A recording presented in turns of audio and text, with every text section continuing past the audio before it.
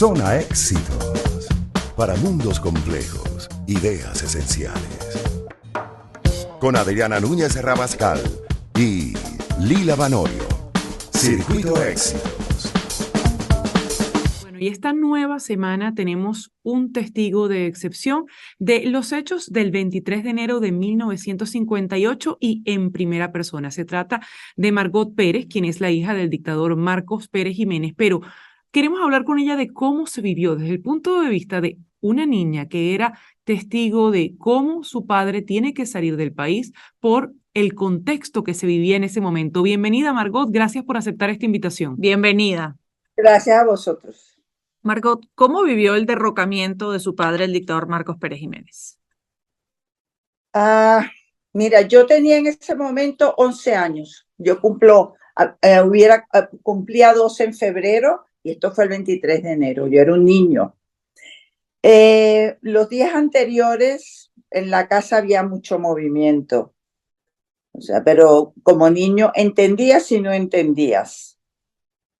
Y el día del derrocamiento, yo lo que sí me acuerdo, porque me impresionó mucho que la noche antes, o sea, la noche del 22, mi papá fue a hablar con mi mamá. Y entonces mi hermana y yo nos acercamos a la puerta para poder a ver si captábamos algo de lo que estaba pasando.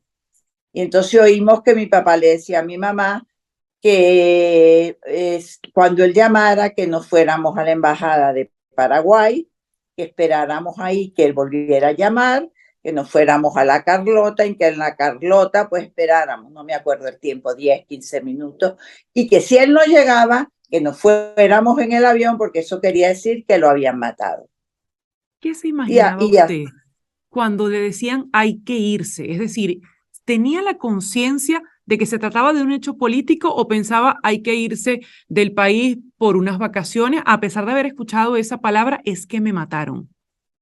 Sí, mira, mi mundo, yo nací en un mundo que en ese momento, a mí a partir del 1 de enero, ese mundo se me resquebrajó.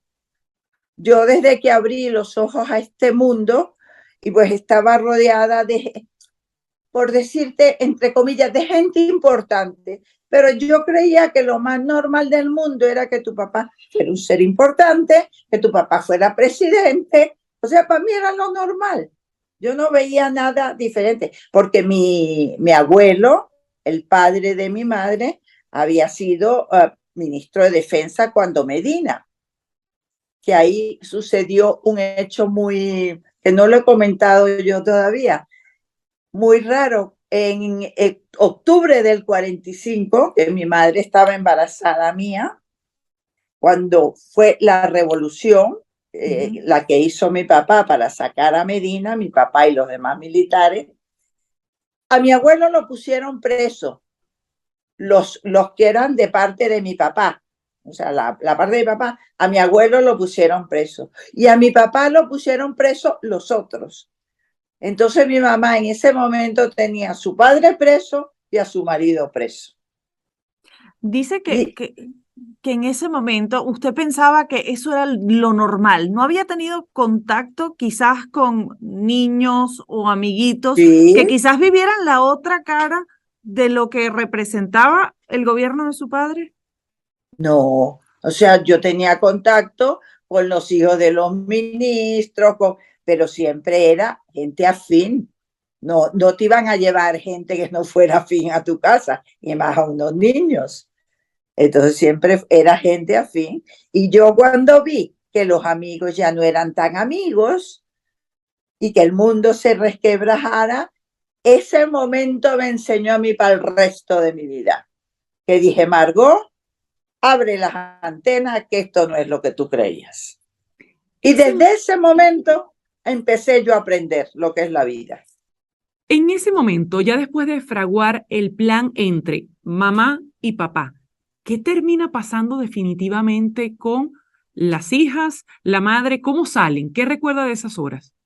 Hombre, eso sí lo recuerdo perfectamente. Nos acostaron a los niños en la casa nuestra y a los, no sé si sería media hora, 45 minutos, nos levantaron. Que nos vamos a la embajada de Paraguay. Con lo puesto, salimos a la Embajada de Paraguay.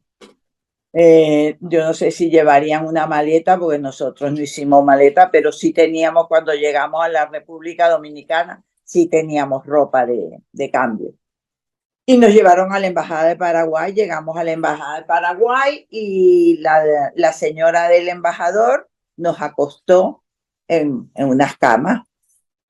Y yo creo que no pasaría más de 15 minutos cuando nos levantaron y nos dijeron, nos vamos a la Carlota. Y entonces nos fuimos a la Carlota. O sea, la escolta, mi mamá, mi abuela, nosotros, la chica que nos cuidaba a nosotros, que también se vino con nosotros, y la escolta. Y en el coche íbamos nosotros sentadas en los transportines, y mi mamá, mi abuela y mi hermana pequeña en brazos de mi mamá, y delante iba Paoli Chalbó, el jefe de la Casa Militar y el chofer.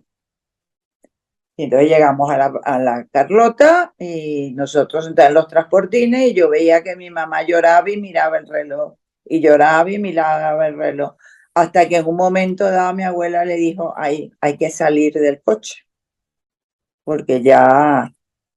Entonces, claro, llorando, mi mamá íbamos a salir. Pero justo en ese momento, vimos a lo lejos una cantidad de lucecitas. Y entonces nos quedamos esperando, entonces vimos llegar pues todo el séquito de mi papá, las motos, los coches, todos llegaron. Entonces mi papá se bajó del coche y nosotros nos bajamos. Cuando abordan el avión, ¿cuál fue esa despedida, esa última palabra de su padre con esas personas que lo estaban escoltando para salir del país? Mira, mi papá salió, por eso a mí me da mucha rabia. Mira, y después he dejado de tener rabia porque digo, bueno, la ignorancia es muy atrevida y la gente ignorante es la que más habla, desgraciadamente, eso también lo he aprendido en la vida. Pero he oído cada cuento de cómo salimos nosotros de Venezuela, es impresionante. Entonces, la verdad fue que llegó mi papá con su escolta. Se formó la escolta como cuando mi papá salía a algún viaje, ahí. Yo me acuerdo que lo llamaban los media blancas, la policía militar, todo, porque aquel entonces era la policía militar, policía normal, los motoristas, todo el mundo formado. Y todo el mundo diciéndole a mi papá que no se fuera. Y llorando, que eso te impresiona, porque ver un niño ve un tío con uniforme llorando, pues te impresiona. Y entonces eso sí se me quedó grabado. Yo te juro, cierro los ojos y veo la cara de todas esas personas, de todos esos hombres de bigote, patilla, gorra, llorando, y dices, aquí tiene que estar pasando algo muy gordo. ¿Y cómo describe esas horas de vuelo? ¿Qué ambiente había allí? Mira, yo me acuerdo de doña Lola, que era la mujer de Gutiérrez Alfaro, el que era ministro que me trajo a mí al mundo y que era ministro de Sanidad. Eso es lo único que me acuerdo, doña Lola dando unos gritos horrorosos, llorando, pero a gritos. De resto, nada, todo el mundo sentado. Los hijos de Fortunato Herrera, que venían en el avión, bueno, venía Fortunato Herrera, su mujer y sus hijos en el avión. También me acuerdo porque como éramos niños, pues nos levantábamos y íbamos de un asiento a otro y todo eso. Pero el resto, tranquilo hasta que aterrizamos en la República Dominicana. Y después de la República Dominicana viene la vida en España. ¿Esa vida fue...? No. Después de la República Dominicana, estuvimos en la República Dominicana, no sé si 2 o 3 meses, y de ahí pasamos a Estados Unidos. ¿Cómo fueron los días justamente en esas naciones que no son ya las de ustedes?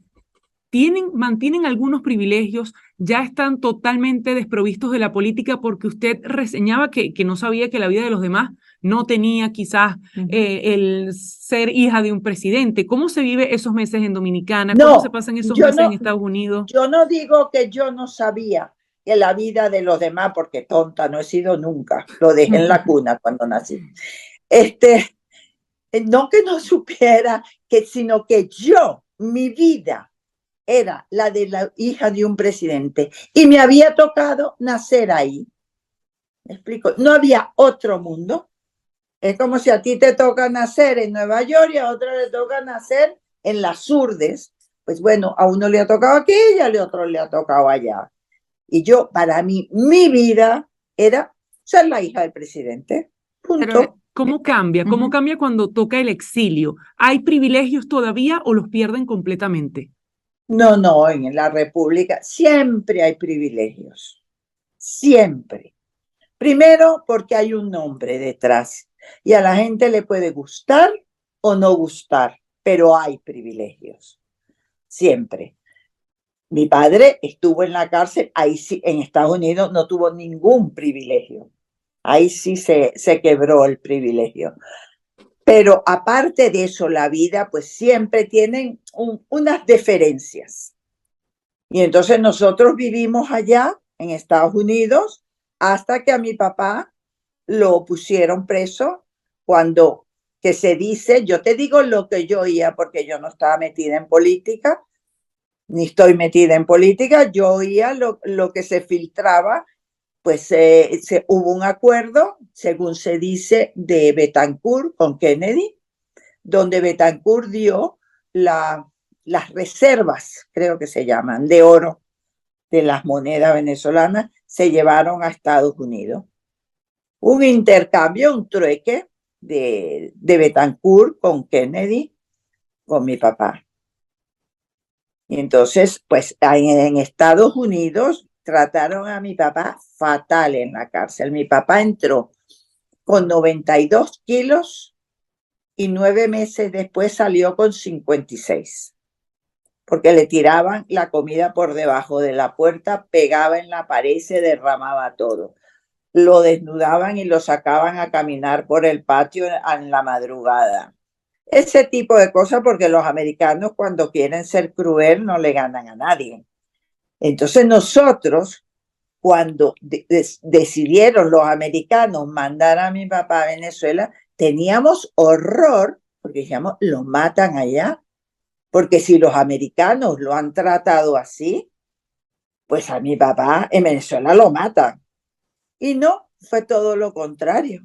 Los venezolanos, que eran sus enemigos, lo tenían, yo por lo menos en la Modelo, cuando iba a visitarlo, lo tenían en una casita dentro de la cárcel, donde él estaba custodiado por una policía especial, pero era una casita dentro de la cárcel.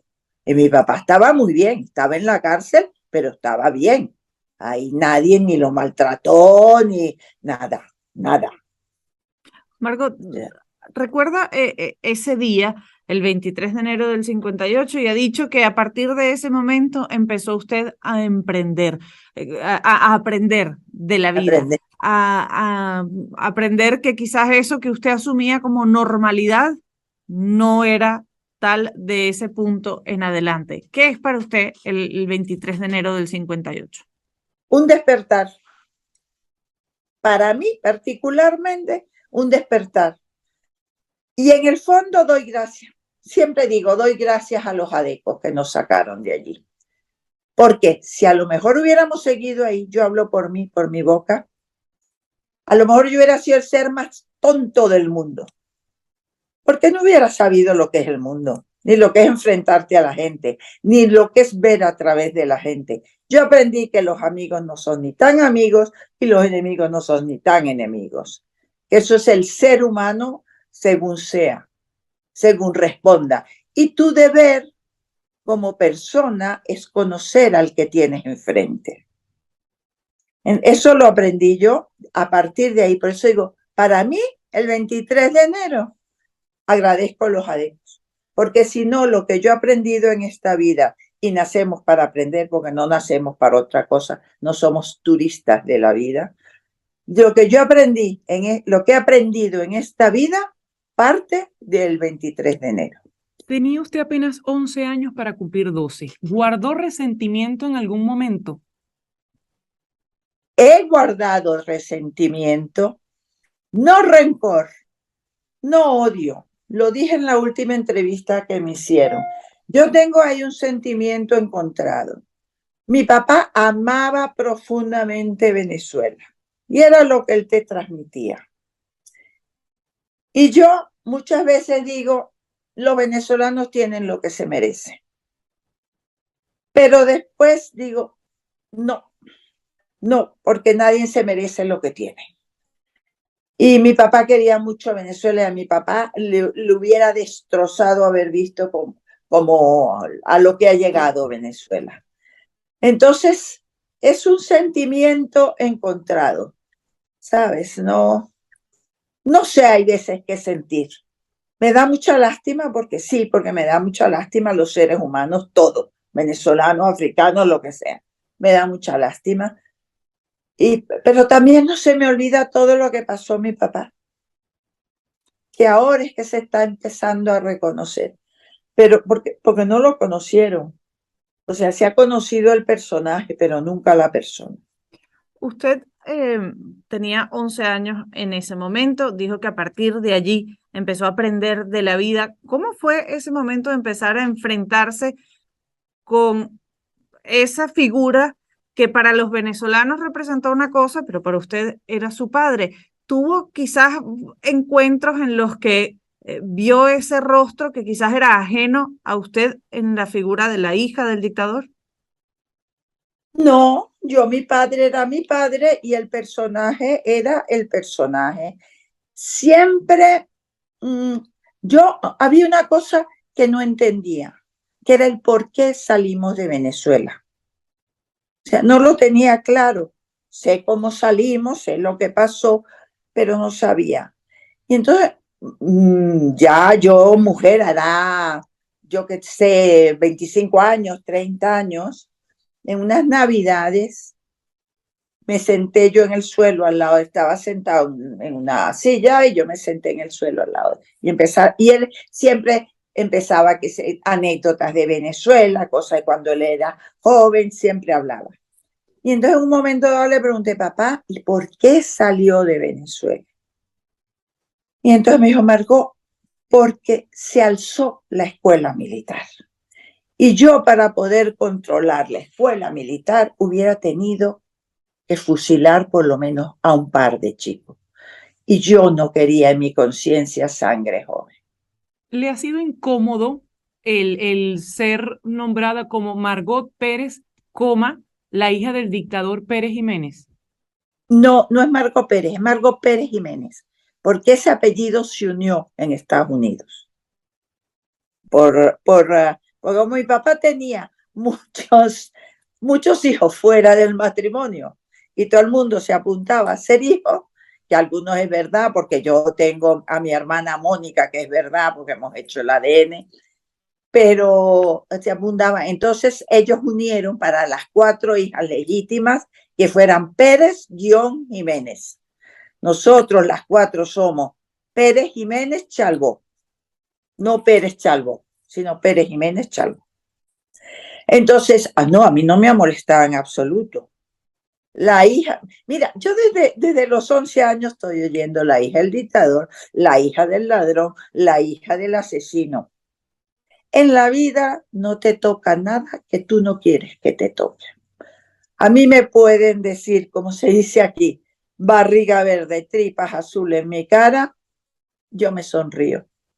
Además, te digo, disfruto muchísimo con las entrevistas, con los comentarios en contra. Me lo paso pipa. Me leo todos los comentarios que hablen mal de mí. Me encanta.